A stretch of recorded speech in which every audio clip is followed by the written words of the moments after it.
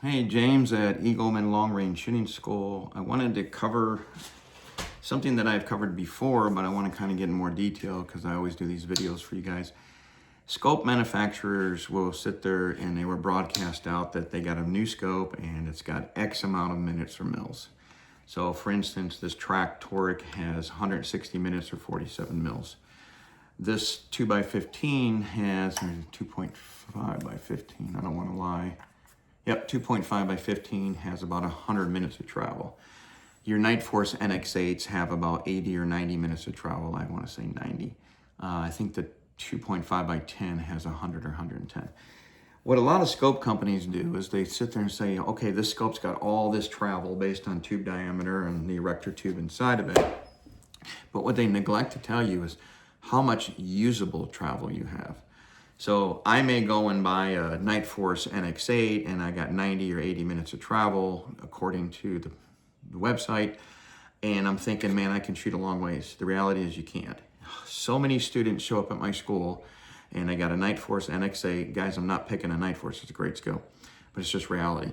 And they're like, oh, I can shoot way out there. They get out to the level 2 and we're on the second lane and they're trying to hit the 1,500 yard target and they can't, not with the Creedmoor. Because those scopes only end up with about 60 usable minutes. So think about this. When you mount a scope to a rifle, these all are terminus actions and benchmark barrels and phenomenal rifles or school guns. But even with a 20 MOA rail, when I mount the scope, I lose a lot of minutes. I mean, a lot.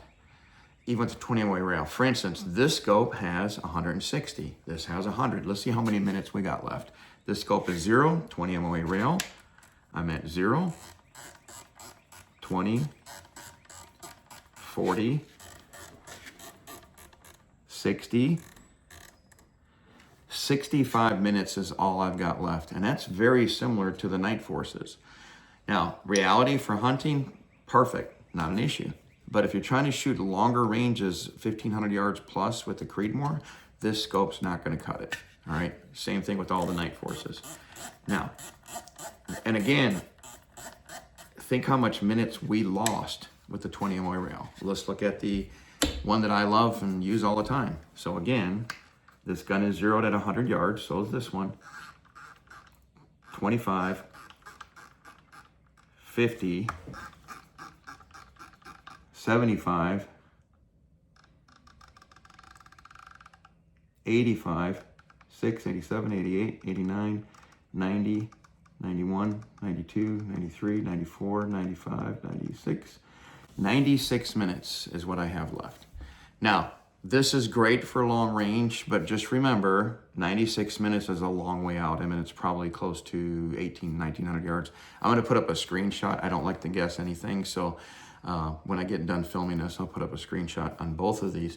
Bottom line though, for long range shooting, the Track Toric is gonna give you plenty of MOA for shooting long range. Now again, this is a Creedmoor, so I'm gonna be limited in how far I can shoot.